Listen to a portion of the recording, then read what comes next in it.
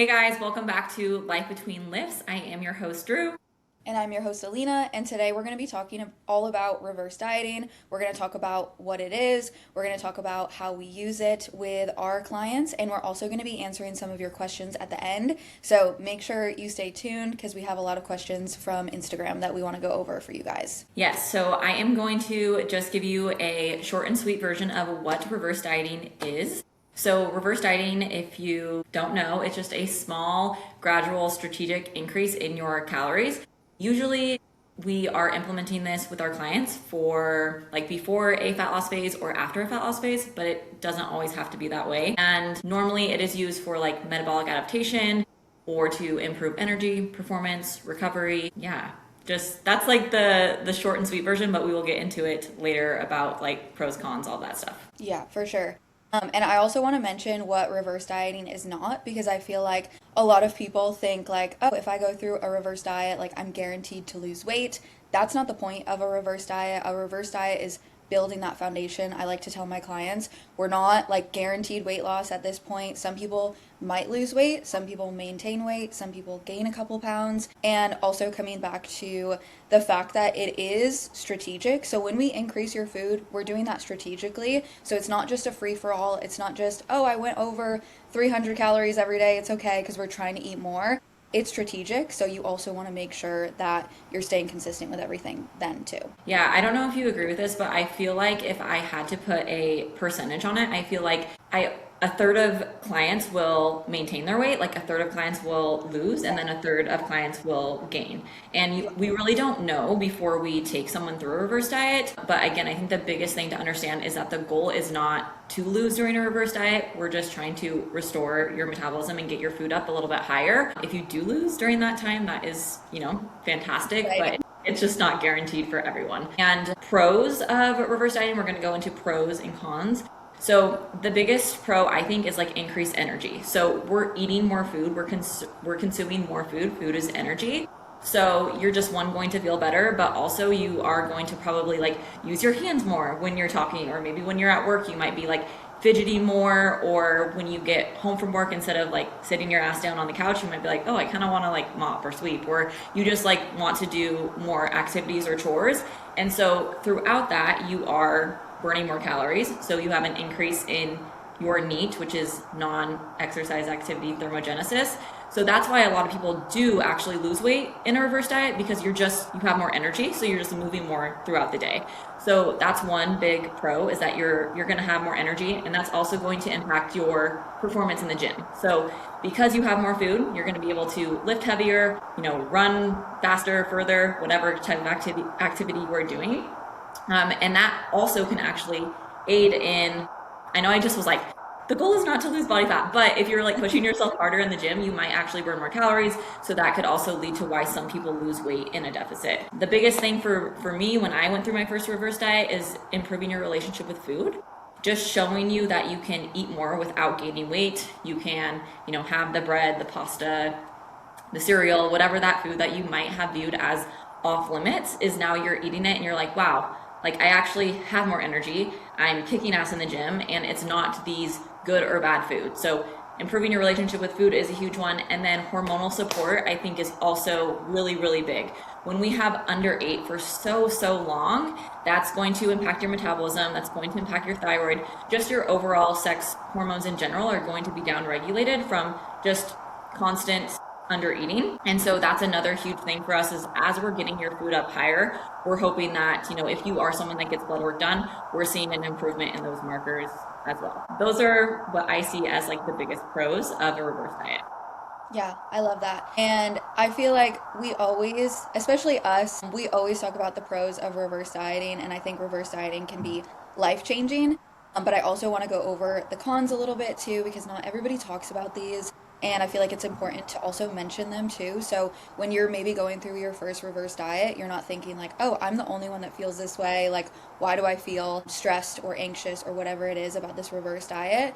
And I will also say this is why it's important to go through, especially your first reverse diet, with a coach, with somebody who knows what they're doing. So not only can they take you through a proper reverse diet, But they can also like be there when you're like, this is a little bit uncomfortable. This is like not so fun. So, number one con, like I just said, it can be a little bit uncomfortable because we come from maybe this place like Drew was saying of under eating for so long and like labeling foods good or bad. So when you go through a reverse diet and your coach is like, hey, have some more carbs here, have like a bagel, have some pasta, in your head you're like, that seems wrong. So I think that can be a little hard. It can be mentally uncomfortable. And if you don't have like a coach that's there pushing you forward saying, hey, this is okay, we might back out of it a little bit too soon. Another con could be like the scale could come up, and I don't think that's necessarily like a bad thing. Like we maybe sometimes do have to put on a little bit more weight when we're going through that reverse diet, or if you're coming out of a deficit, you're not going to be at like your lowest, leanest weight forever. You are going to put a little bit of weight back on. It's not necessarily a bad thing, but I do think it can turn into a bad thing when you have like maybe a bad coach or maybe yourself doing it when you're not as knowledgeable, because then sometimes maybe we push the reverse a little bit too long, a little bit too far, and then we're putting on like this huge amount of excess body fat when we don't need to. So that's another thing too. I feel like, especially like as reverse dieting has been popping off in the last couple of years, there's a lot of like beginner coaches out there that just push way too far with their reverse diet, and it's not putting us in a good spot anymore. We're literally just putting ourselves in a surplus at that point. Go ahead, Drew. I also think that she just talked about like, hey, the scale might go up.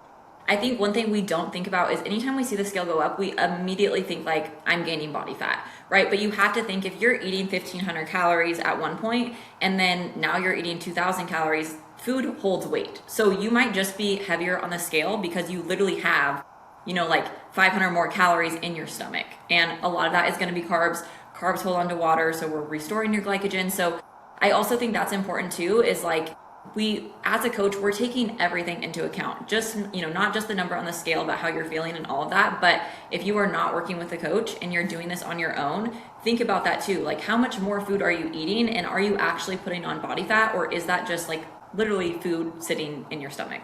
Yeah, or water. It's not necessarily a bad thing. Thank you, Drew, for mentioning that. Any other cons that you could think of? No, I just think that like when you were saying like there are some coaches who will push it so far, realistically, like I wish most women could eat like 26 or 2,800 calories, but that's just really not the case. So if you're like pushing your food super, super high and gaining weight, and I think it's okay to know like, hey, we should pull back here or like say something. I mean, like I said, I wish most people could, but just like with our experience, like it's very rare that someone is going that high without putting on body fat. So just knowing like where you need to pull back from. Yeah, for sure. And also, there's no like specific number that you should be reversing to either.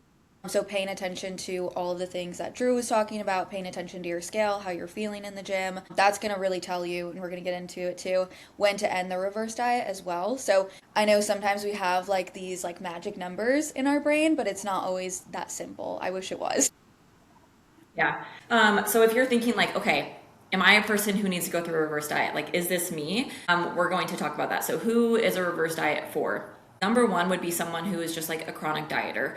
That's hard too, because like what I might think someone who like, I might think this person is a chronic dieter, Alina may not, like what is a chronic dieter? So I think that when we use like numbers or a guideline, it's helpful. So I like to use with my clients the rule of 500, which is really helpful. So if you are eating like 1,500 calories, do you feel comfortable, taking 500 calories away from that? If not, right, going down to 1,000 calories, I'm never going to do that as a coach. I know Alina's never going to do that as a coach. Like eating 1,000 calories is not healthy. So someone who is, eating 1,500 calories and maintaining their weight or maybe even gaining, they probably need to go through a reverse diet, versus if someone is eating like 2,000 calories, right, they might feel comfortable going down to 1,500. Even someone at 1,800 calories might feel comfortable going down to 1,300. When I say this rule of 500, it's not like, this is exactly what we're doing, but I think it's a good way to kind of see like, okay, is a reverse diet right for you? So be thinking about that, like how much food are you eating? And another thing too, think about with the chronic dieters is if you come to us say like I'm eating 1200 calories and I'm not losing weight, are you actually eating that 1200 calories? That's the biggest thing, because I like to say to clients like, what about the BLTs, the bite, licks, and taste off your like your kid's plate? Like, are you just like, grabbing things, or on the weekends are you having a couple cocktails? Like that adds up. I had a client, if you're listening to this, I promise like this is an educational this is for educational purposes, but she was like, I'm literally eating like 1,000 to 1,200 calories. I don't know why I'm losing weight. But then when we started measuring her coffee creamer, she was consuming 800 calories just from coffee creamer in a day. So if you're having like multiple coffees throughout the day, and we're using a little bit more creamer than coffee, then you could be like, consuming way more than you think you are. So it's really important to track if that's something that you're interested in, to see like, okay, am I really someone who has been chronically dieting?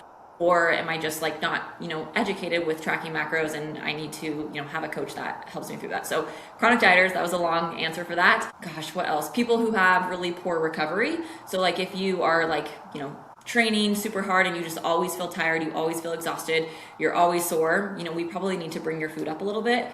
And then, gosh, what else?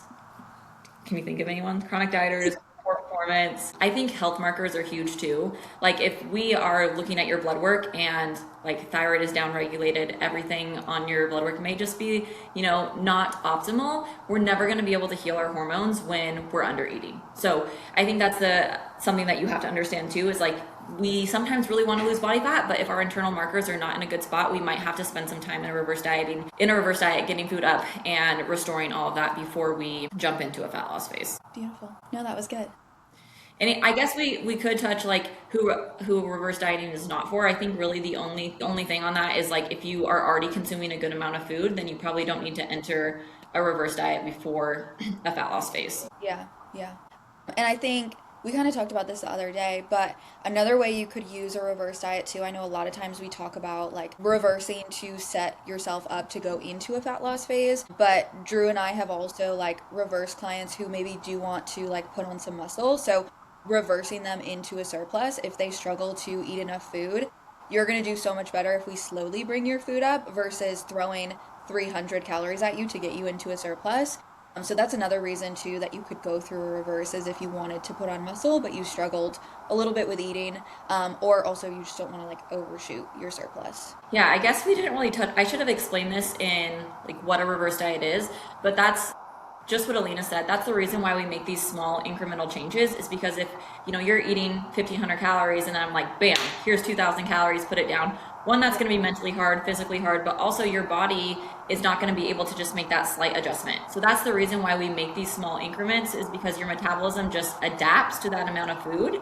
And so then we don't have to, gain excess weight. Versus in a deficit, we might make some pretty big drastic changes, versus in a reverse, again, it's going to be pretty small. And we'll touch on like, how we change macros and things like that with your guys' questions, but I just wanted to add that in there too. Yeah. And then going into Q&A, are we ready for Q&A already? Yeah, I know. Okay. I'm like, I feel like that was like 2 minutes, but I think we're like at the 15-minute mark, so we're good. Yeah. No, this is Q&A perfect. time. Okay, first question that we have. I'd love to know how you go about deciding how many calories to increase and how often. I'll start a little bit on this. So a good rule of thumb, obviously it really depends on like how you're feeling, how you're doing with everything, how consistent you are. That's a big one with my clients. Huge. Yeah, but a like good rule of thumb is we're going to be increasing like 50 to 100 calories every other week or so. It could be a little bit longer than this. You could do maybe a smaller increase like each week. It really just depends on how you're feeling, what your body weight's doing, and where your consistency is as well. And then also, I think part of this question too is how do you know when to up your carbs or your fat? And then getting into that, I would say like I always just make sure your fat is within like a healthy range. So 25 to 30% of your overall calories should be towards your fat. And then a lot of times your extra, or outside of that, your extra is going to go towards your carbs.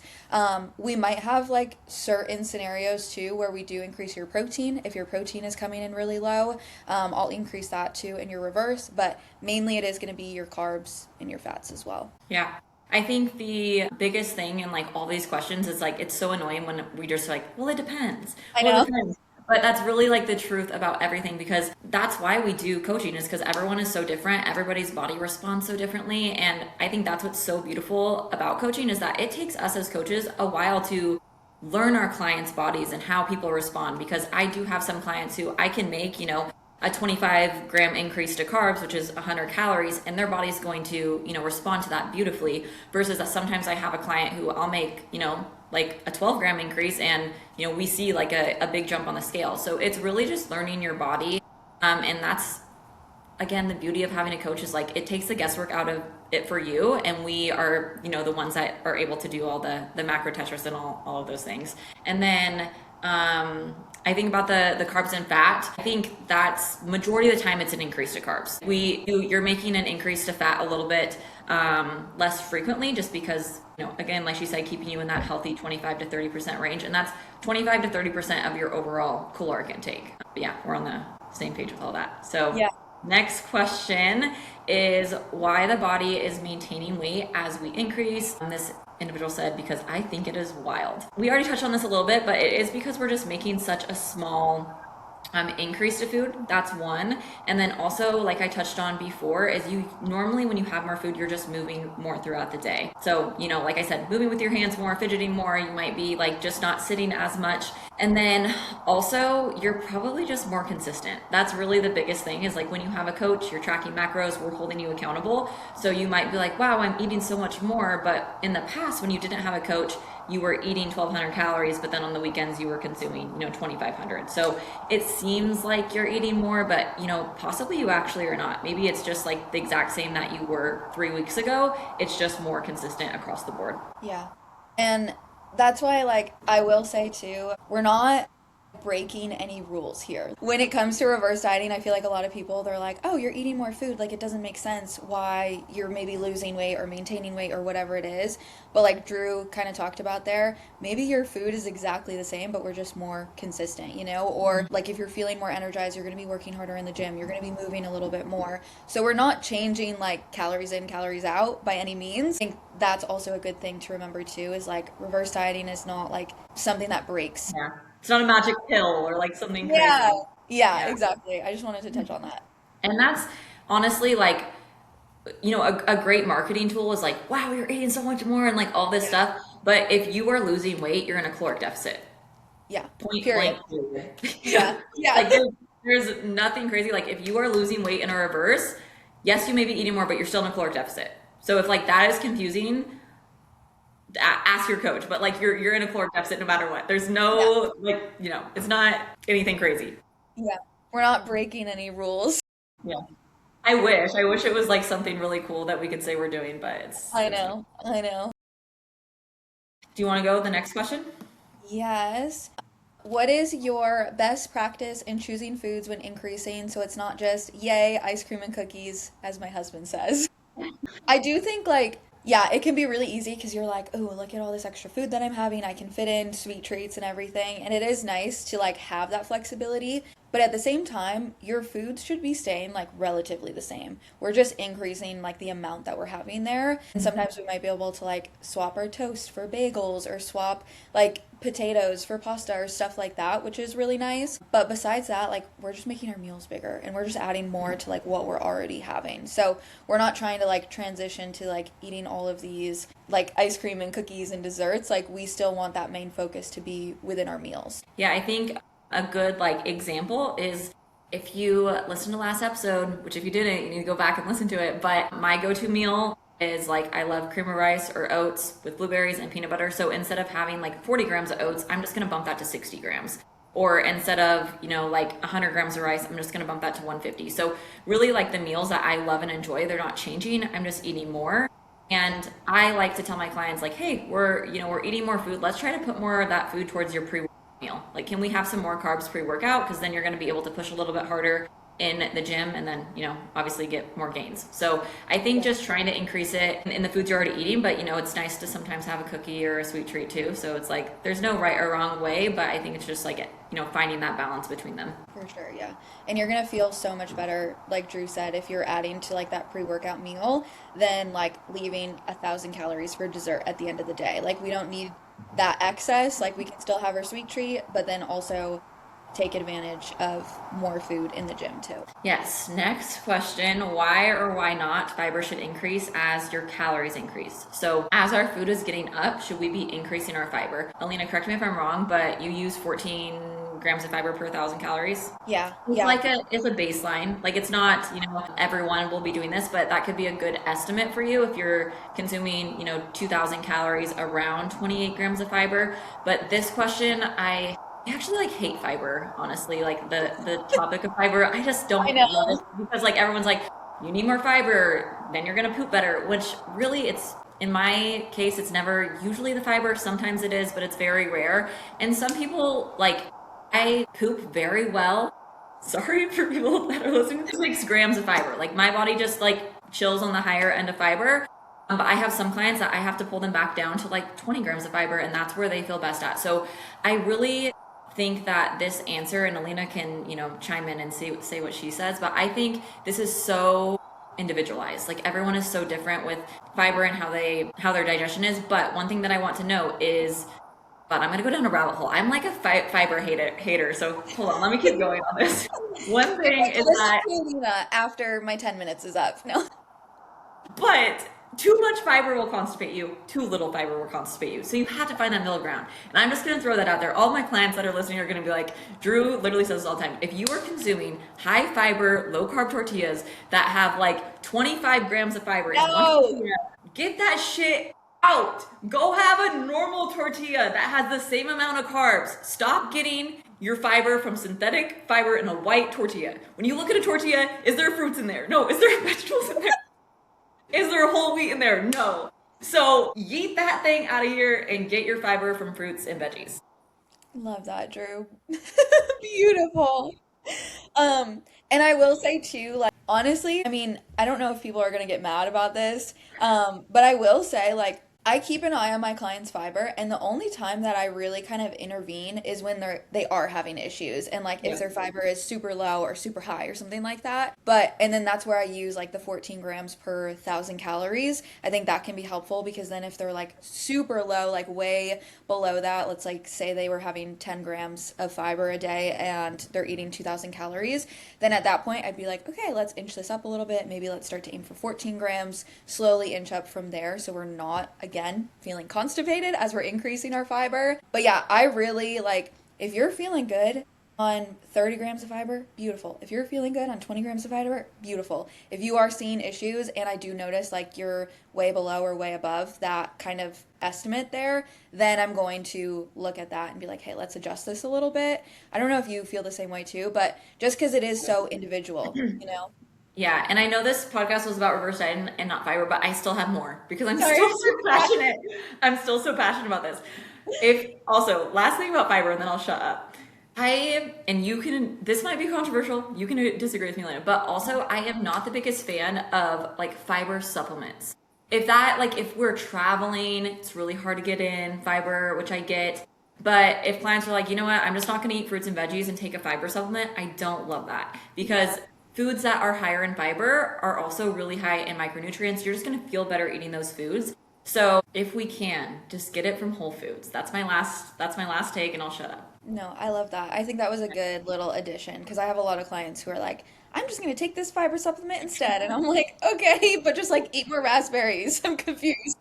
Have a couple blackberries, you'll be good. Yeah. Okay. Next question. Do you want to do Is it? it my turn? I can't even remember because you were talking so long I about know, fiber. sorry, I went on a rant. Okay, next question.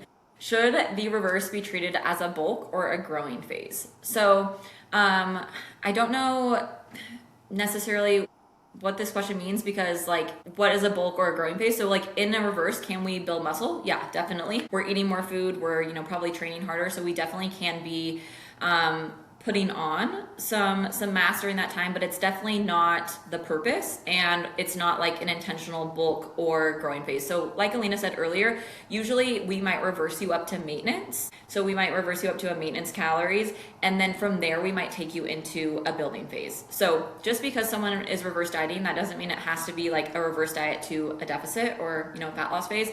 We can reverse you into a growing phase. And like we said before, calories in versus calories out still matters. Thermodynamics still plays a role here. So if you're gaining weight in a reverse, right, we're seeing that trend continue to go up, up, up, up, up. You likely are in a surplus, which is what we would call a growing phase. Yeah. No, I Yeah. think that was well answered. Okay. And I will also say too, like you can also reverse and just like stay at maintenance too if you want, Yeah. or like transition to intuitive eating. Like it's not growing or going into a deficit. Like there's so many options. Yeah. So yeah, I just wanted to throw that out there too. Okay, and then okay, I feel like this is also a really hard question, how to mentally prepare for a reverse. Honestly, maybe it's the coach in me, but I will say having a coach is so helpful because again, like it seems quote unquote wrong from like what we've learned growing up of like eating more food. So I think it can be really hard. And I think just kind of going into the reverse and being like, okay, this is how I'm building my foundation. Like, this is how I'm improving biofeedback. I think if you go into it like that and not expect, oh, I'm going to lose weight, then you're going to get so much more out of the reverse, especially if you shift from like looking at the scale so much. Obviously, we want to look at it as coaches just to determine like when we're increasing, when we're ending. But if we shift our mindset from the scale to more so what are our numbers looking like in the gym? How is our sleep? How is our digestion? How is our energy? Like, look at those markers instead. And I think that is going to like prepare you for the reverse and a successful one at that. Actually, that Yeah, was I like a love that yeah. answer. You crushed it. That's the biggest thing is making sure you're measuring not just, like pictures and the number on the scale. Because I have clients so many times they're like, I have literally been cold for like 5 years. Like I have been at work with jackets and heaters and they're like, I didn't realize that it's literally because I haven't been fueling my body properly for so long. And Yeah. they're like, I'm no longer cold. I no longer have a headache. So like those things in itself is like you might be, coming to work with Alina because you saw that fatty and you're like, I want that body. But you might be like, holy crap, I have energy. I feel so much better. I don't have headaches. And like those things are just as impactful as the fatty. 100%. No, Yeah. I love that. Clip it. Okay, last question. Is there a time frame for a reverse? Should it be done in X amount of time or a ballpark of how long to be in a reverse? I would say no, there is not a time frame. Alina and I were talking about this. I think the biggest, I don't know what word I'm looking for, factor maybe is like consistency, right? Yeah. So if I have a client who has been in a reverse for like 4 months and we've only been able to increase their food a couple times, right? That's going to be a lot longer a reverse just because we haven't been consistent. And I think that's the biggest thing is like if you're in a cut, if you're in a reverse, if you're in a build, like that doesn't mean we just say like, oh, I'm eating more food. Like I'm going to just like take, do whatever I want. This is very strategic, right? We want to make sure that we are doing everything correctly. And that's going to be able to, make the reverse a little bit faster. So if we are consistent, then you probably will get through a reverse a little bit quicker than someone else. And then another factor is if you came in really under eating, right? So if Alina came in eating 1,000 calories and I came in eating 1,500 calories, like my reverse might be a little bit shorter because I don't have as much room to like go up, I guess, versus like someone who's really under eating. It might take us, a very long bit to get that food all the way up to where we want it to be. So consistency, the amount of like the macros that you came in on, and then is that all? Was that the rest of the question? Yeah. Time frame? I don't know. What would you give a time frame? A normal reverse? If everything, like on average, if we're consistent, we maybe don't have like, I guess, a ton to increase. I would say like on average, maybe like 4 months, maybe somewhere's around there. But Yeah. again, like Drew said, it really depends. And I think a biggest one is consistency. And like she said, how much you have to increase. Like I've had some clients reverse for 2 months when they first come in after or before going into a diet. And then there's also people who like have been reversing for 8 months because we can't get consistent. So it is a really, really big range. I would say if you are consistent, somewhere's around like that 4 month mark Yeah. might be a I good think that's a average. good amount. But yeah, there's consistency. Consistency is key. Yeah, I agree. And I also think like we're a lot of the time we're thinking when people are thinking of reverse, they might be thinking pre-fat loss phase, just because I think that's the most common, right? We reverse and then we get to go into a deficit. But remember that after a cut, a reverse is so important. And I think the most is it overlooked? Overlooked, right? Yes, overlooked or like, yeah. Underappreciated. Yes. I don't know. It's the most overlooked is that people like losing weight is easy. That's why everyone can like lose 20 pounds and then gain it back and then lose 50 pounds and Yeah. then gain it back. Like losing weight is the easy part. Maintaining it is what people struggle with. And so that reverse after the fat loss phase, right? We might have to eat a little bit less. Maybe you're only eating 1,500 calories, 1,600 calories, you're in deficit, but we want to be able to maintain that 50 pounds down, that 20 pounds down, however much you lost, but maintain it eating way more. So reversing after a deficit is chef's kiss key. We got to be doing that. Yeah, so key. And I tell my clients that all the time too. I'm like, the cut, yes, it does take up a little bit more time, but like your mindset going through it, like you're so excited because you're like, oh, my scale's dropping, I'm seeing a difference in my pictures. And then we go into that reverse, and a lot of people, this is where they want to fall off if they don't have a coach or if they don't have somebody there to support them. And that is honestly more important sometimes than the deficit because it's like, okay, how are you going to make this sustainable for yourself? So I think, yeah, that reverse coming out can be so, so important and really hard to go through too. Okay, those were all of our questions. We hope that you guys like ask more questions about future topics that we go over, but I hope that cleared up like any confusion, any questions people had about reverse dieting.